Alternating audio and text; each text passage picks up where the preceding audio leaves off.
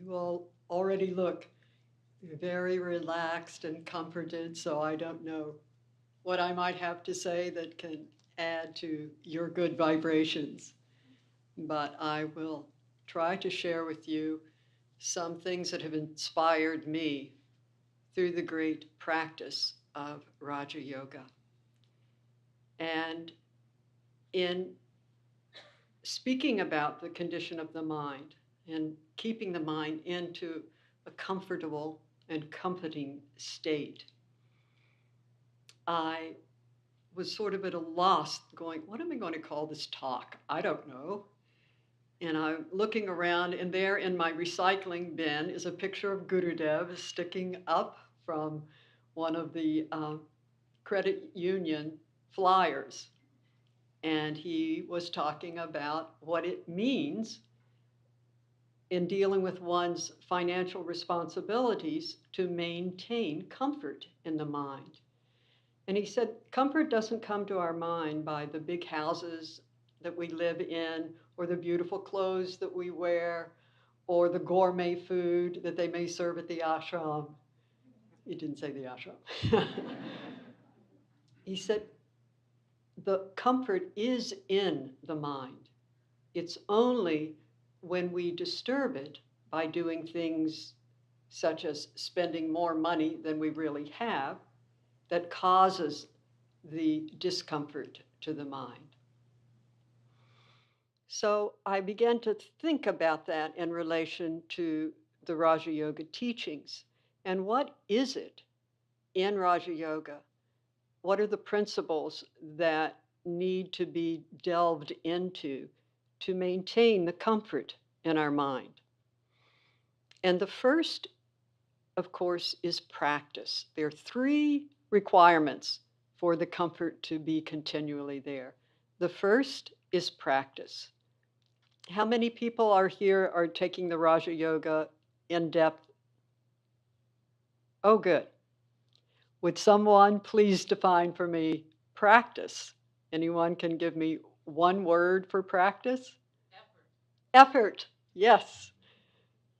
Effort toward steadiness of mind is practice.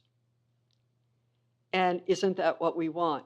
We need the mind to be calm and steady, because only when it's at that level of calmness and steadiness do we feel the power and the peace of our practice.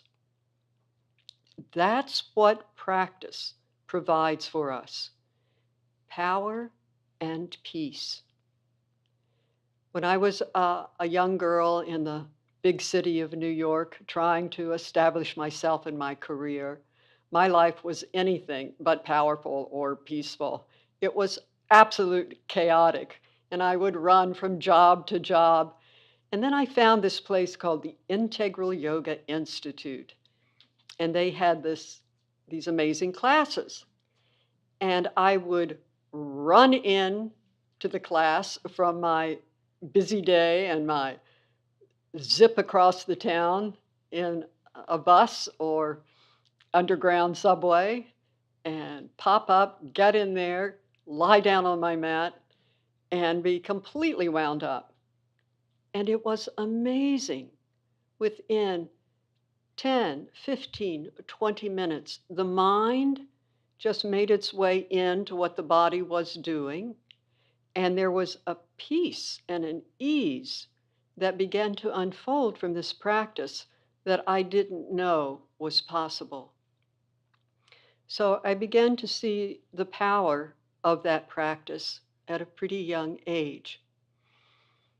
And I could taste the peace, but I couldn't maintain it always. And I remember at that time in the New York IYI, there were lots of marches for peace, particularly in Washington, D.C. And so a group of people decided, okay, we're going to the Peace March. And so someone mentioned it to Gurudev. And he just started laughing and laughing. He said, "You're going to march for peace?" And he thought that was absolutely amusing. We were completely like little sparks jumping all over the place. He said, first stay here, do your practice, find the peace within. Then you can go into your peace marches. And so he was really correct. And there's a beautiful story that illustrates this principle of having it first within before we try to share it with others. It's a story of a conference on light. And there once was a beautiful conference of all the little candles. And they rented a big factory, and they all gathered together to try and reflect on their purpose in life. And one little candle said, well, I think our purpose in life is to give light. And they all agreed, yes, that's exactly our purpose. We're candles. We're supposed to give light. Unfortunately, the entire conference was being held in the dark. And this one little candle had been sitting there for well over an hour in this very dark, gloomy room, hearing speech after speech. And finally, it just said, what is this? I need to go get some air. So it walked out, and as it was going down the hall, it noticed over in the corner there was a little glimmer of light. And it thought, what can that possibly be? So very slowly, it walked over and peered around the corner, and there was this magnificent candle just glowing with light. And the little candle looked at it and said, oh, where did you get that light?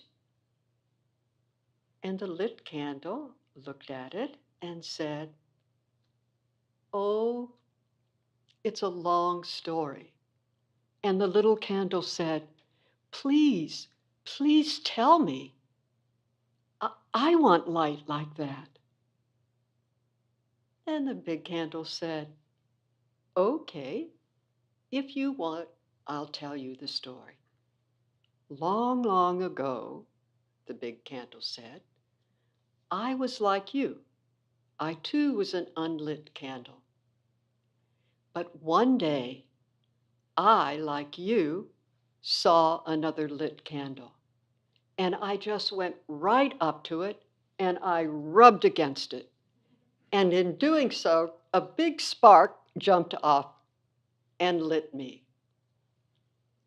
And the little candle said, sir, may I do that too? I can rub against you? Sure, said the lit candle. That would be fine.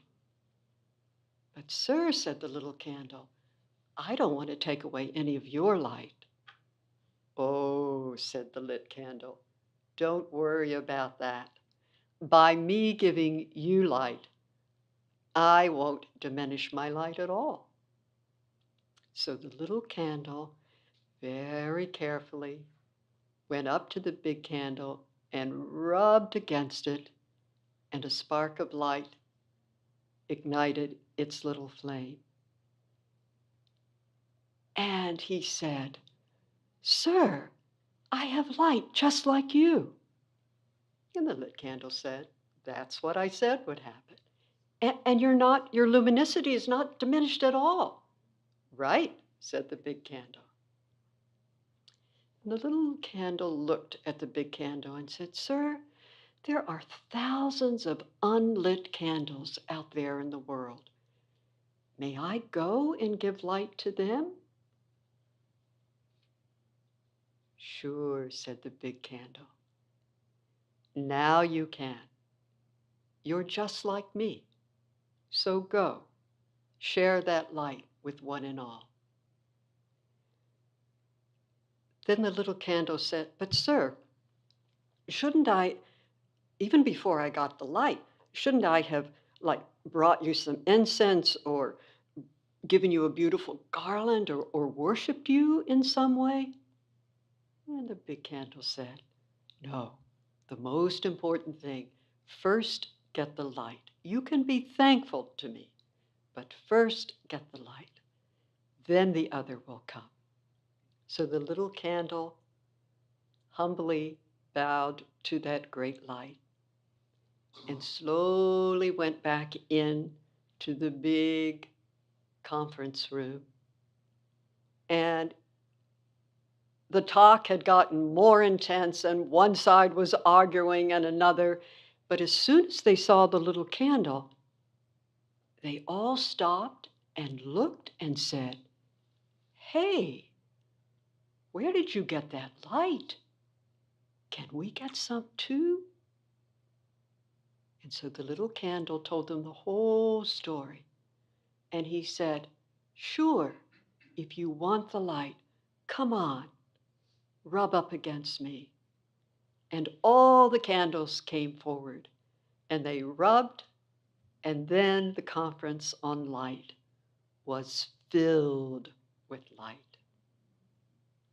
And from that story, Gurudev teaches us that the moral is, if we want that peace in our lives, if we want to share that peace with the world, we must first go within and find that light, that peace which shines within each of us.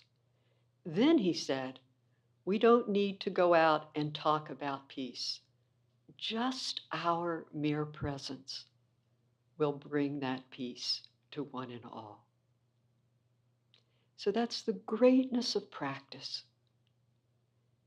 If we do a little bit each day for a long time, and even if we break for a few days or a few weeks or a few months or a few years, come back to the sweetness of that practice, because we all know what a lovely feeling it brings to the body and the mind when we engage in practice. And practice has many facets. One of the practices that we are engaged in here currently at the ashram is that of the yamas and niyamas, the ethical principles that are talked about by Sri Patanjali in the Yoga Sutras. And we're working on the very first one, ahimsa, non-injury. It is bringing such an amazing quality to the lives of those of us who live here. And I can tell you, even our shoes and our dirty dishes are so appreciative of the practice in which we have engaged, because we're putting our shoes on a little more consciously, and we're placing our used utensils a little more gently in those big tubs of water. So the whole ashram is being uplifted by this practice. And I would encourage those of you who don't live here in the ashram, when you go home, start with one of the yamas and call up some of your friends and say, I want to form a sangha in our neighborhood. Sangha are simply the satsang. Sangha are those who are seeking the truth. And get them to be your support. And decide how you want to bring this practice of non-injury, of ahimsa, into your community, into your personal life, and either do it as a group or do it individually, but with the support of others. Let them know what you're doing. And I think you too will find that you've created a little ashram in your neighborhood, and it will be uplifted, as will each of you. So that's the greatness and the power of practice. The next aspect to keep us with a comforted mind is non-attachment. I love Sri Patanjali's definition of non-attachment. The consciousness of self-mastery. Whoa, if he stopped just with those words, that would be enough. It's so beautiful to think these wild minds that reside within us, that we move into that awareness or consciousness that we are mastering ourselves, the consciousness of self mastery in one who is free from craving for any object seen or heard about. That is non attachment.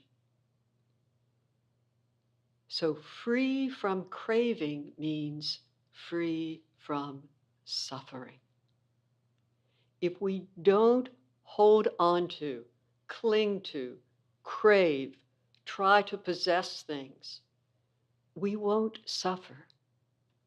If we love people and things like this, you can only hold your arms like this for so long.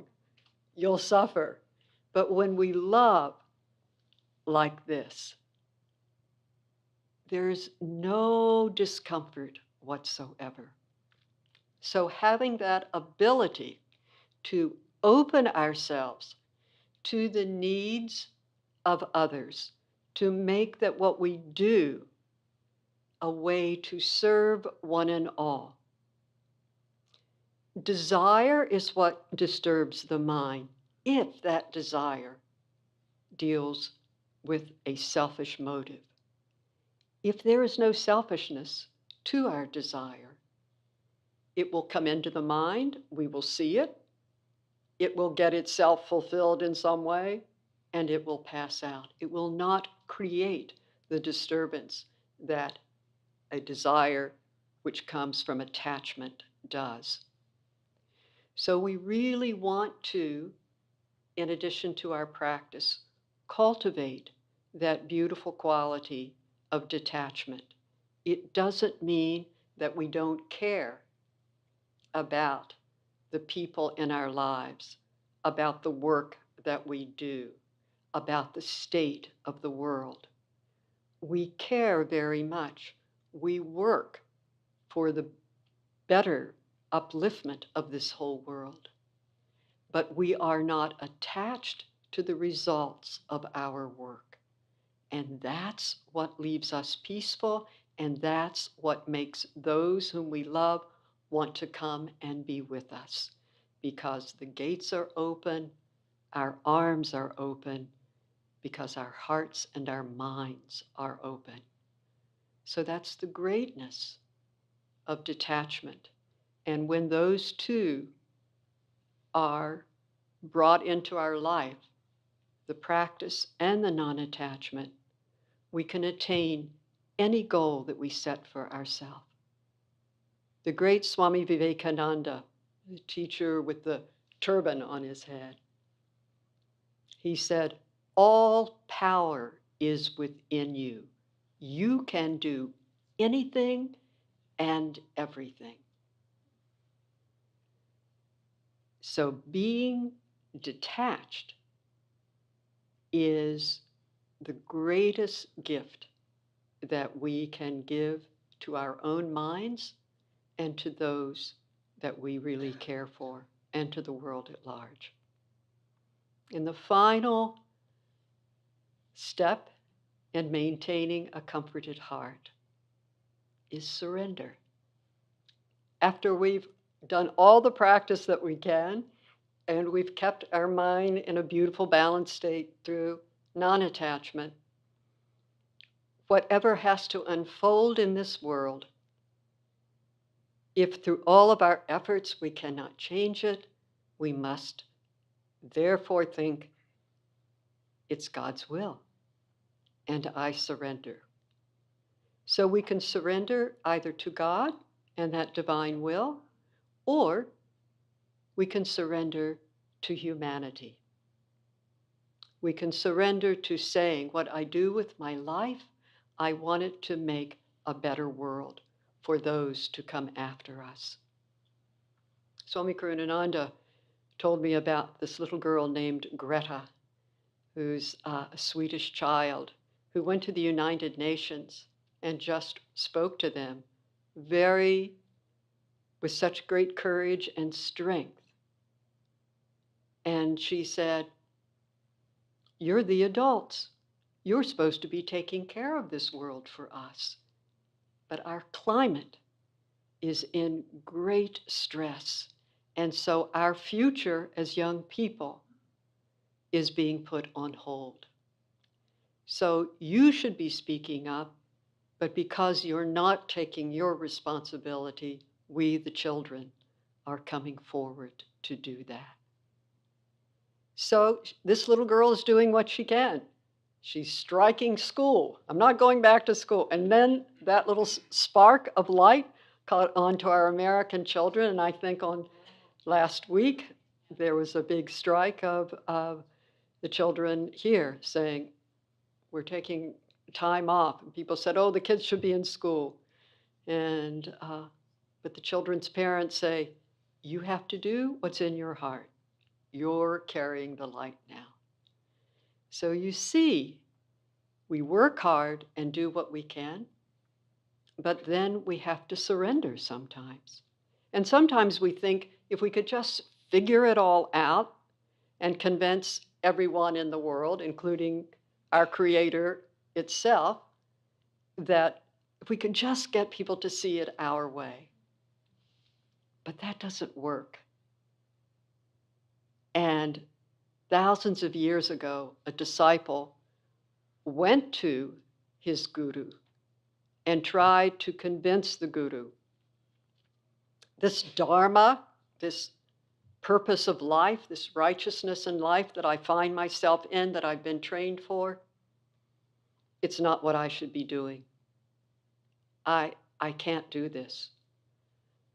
And so the teacher lovingly looked at his disciple and let the disciple go on and on with all of his reasoning of why he should or should not be doing what he is called to do, what he has been trained to do.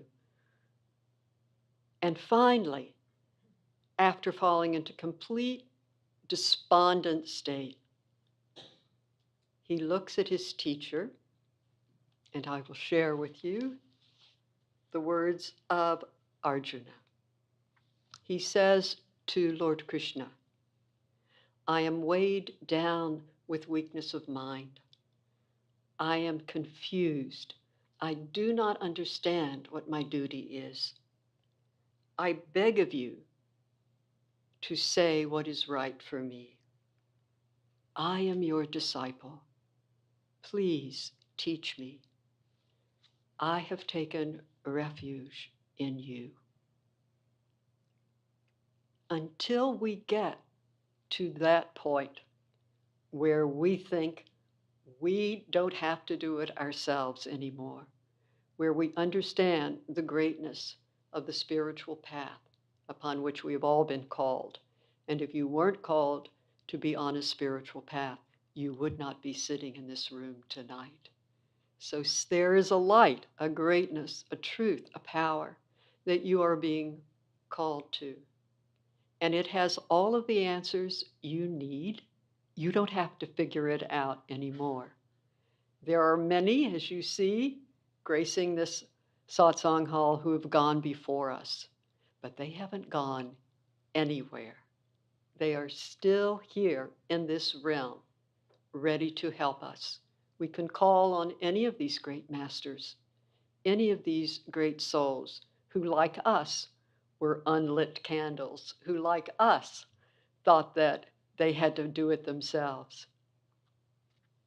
They found that peace and that light, and their wisdom flows throughout this ashram and this entire creation.